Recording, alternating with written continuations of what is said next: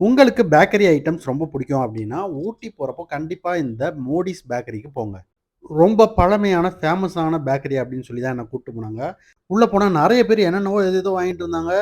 எத எடுத்தாலும் நெறைய வெரைட்டீஸ் இருந்துச்சு. பேக்டு ஐட்டம்ஸா இருக்கட்டும், ஐஸ்கிரீம்ஸா இருக்கட்டும், கேக்கா இருக்கட்டும், எல்லாமே வந்து நெறைய வெரைட்டி இதுவரையும் நான் பார்க்காத நெறைய வெரைட்டீஸ் வந்து இங்க இருந்துச்சு. அதுல ஏதோ 2, 3 ஐட்டம்ஸ் புதுசா ஆர்டர் பண்ணாங்க. சாப்பிட்டு பார்த்தா ரொம்பவே நல்லா இருந்துச்சு. அங்க இருந்து அடுத்ததா கிளம்பி டீ ஃபேக்டரிக்கு போனோம். டீ ஃபேக்டரிக்கு இதுவரைக்கும் போனதே இல்ல. ஏதோ ஸ்கூல் டூர் போன மாரி இருந்தது. பட் நல்லா இருந்துச்சு அந்த ஒரு எக்ஸ்பீரியன்ஸ். ஃபேக்டரிக்குள்ள பார்க்கறதுக்குலாம் யார்டா வருவான்னு போனா, அங்கேயும் கூட்டம். நெறைய பேர் வந்திருந்தாங்க. என்ட்ரி வந்து ரூ. 10 தான். உள்ள போனா வந்து டீ வந்து எங்கேருந்து உருவானுச்சு, எப்படி உலகம் முழுக்க பரவுச்சு அப்படிங்கிற கதையெல்லாம் இருந்தது. அதுக்கப்புறம் அங்க மேனுஃபேக்சரிங் எப்படி நடக்கும், என்னென்ன ப்ராசஸ்லாம் இருக்கு அப்படிங்கிறத வந்து ஒருத்தர் எக்ஸ்ப்ளைன் பண்ணாரு. அதுவும் இல்லாம அங்க குடிச்சு பார்க்கறதுக்கு நமக்கு சாம்பிள் டீ தருவாங்க. நான் வந்து லெமன் ஃப்ளேவர் வாங்கி குடிச்சேன். ரொம்ப சூப்பரா இருந்தது. கிட்டத்தட்ட 20, 30 டீ ஃப்ளேவர்ஸே இருந்தது. நாங்க அங்க பர்ச்சேஸ் முடிச்சுட்டு கீழ வந்தா, கீழ நெறைய ஷாப்ஸ் இருந்துச்சு.